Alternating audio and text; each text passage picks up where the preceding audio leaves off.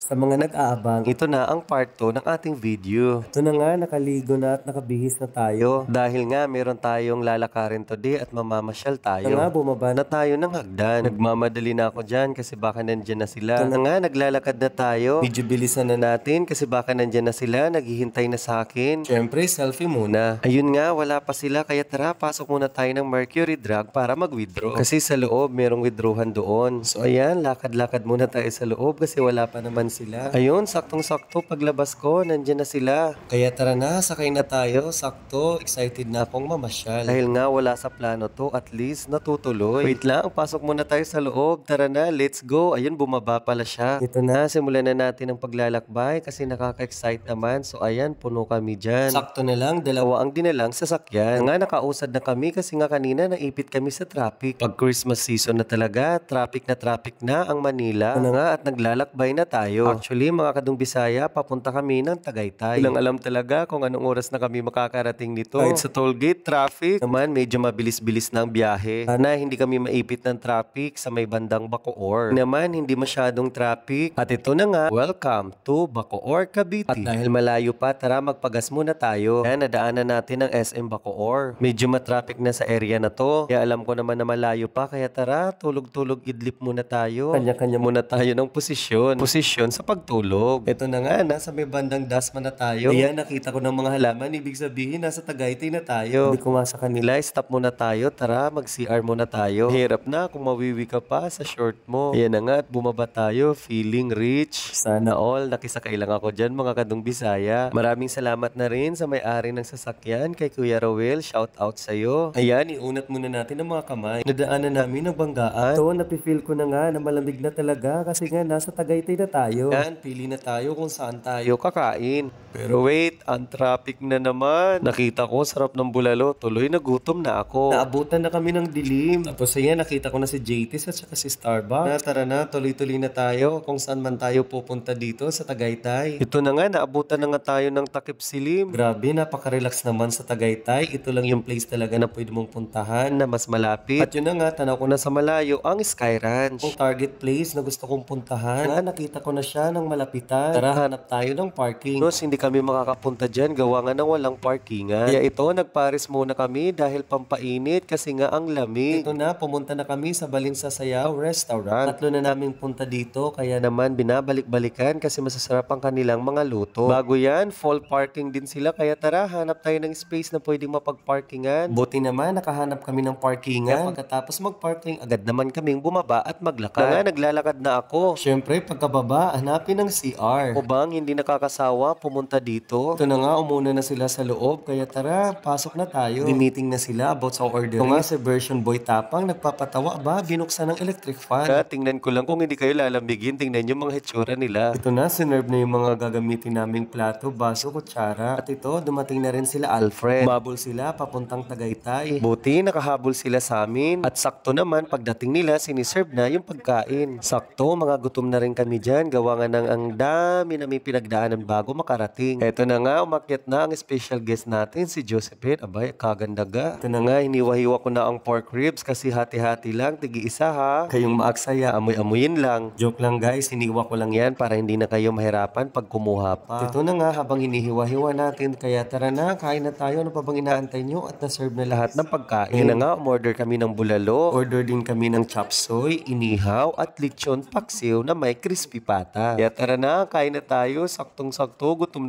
na talagang sikmura ko. Thanks God at nabusog kami. Kitang-kita nyo naman, wala nang laman. Dahil tapos na nga tayong kumain, aba, kumalab na naman yung sikmura ko. Papahiwatig na naghanap na naman ng CR. Sa malapit na CR, merong gumagamit. Kaya tara, hanap tayo. Di ko na alam kung saan ako pupunta. Yan kasi sa sobrang katakawan mo, yan na pala mo. Kaya nagtanong ako kung saan yung CR. Sabi naman sa akin, diretso ka lang sa baba. Di ko na alam kung saan banda dito. Success. O, tingnan mo. At ayan, tapos na nga tayo mag-CR. Ito si Ma'am Josephine, nagbigay talaga. Thank you, ma'am. Ayan, nagbigay siya ng blessings. Siyempre, birthday niya. At dahil may natira, sabi ko naman, pakibalot kasi sayang din yun. Aba, tuwang-tuwa siya sa kanyang take out. At ito na nga ang ating birthday celebrant. Abay, kagandagang babae. Bago nga tayo umalis, tara, mag-group picture muna tayo para sa memories. Yun na nga, nagpicture na kami pero hindi nila alam, binibidyo ko. Ayan na, natapos na tayo, kaya tara, punta muna tayo sa Starbucks. At ito na nga, nakarating na kami ng Starbucks. Siyempre, pila muna tayo. Ayan, kumakaway pa si Boy Tapa. Ito na nga, nakarating na kami sa may bandang baba. Aba, nakita ko, blockbuster ang pila. Kala mo, nasa sinihan ka. Pero guys, napakahaba ng pila talaga. Ito nga, nagpark kami saglit. Gawa nga ng paikot-ikot na kami. Ayan, nakababa na nga kami dyan para pumila sa baba. Pero ang iniisip ko, ano pa kaya, anong oras na kami makakauwi? Gawa nga haba ng pila. Nakapag-decide ako na tara, umuwi na tayo. Sakto, may nadaanan kaming McDonald's. Kaya sabi ko, tara, baba muna tayo. Dito na lang tayo magkape. Ito na nga, nakapagkape na kami at nabawasan na ang sobrang lamig sa Tagaytay. Kaya pati boses ko, paus na. Rinig nyo naman ang boses ko, napaus na ako. Dahil nga sa sobrang lamig. Hanggang dito na lang. Bye-bye!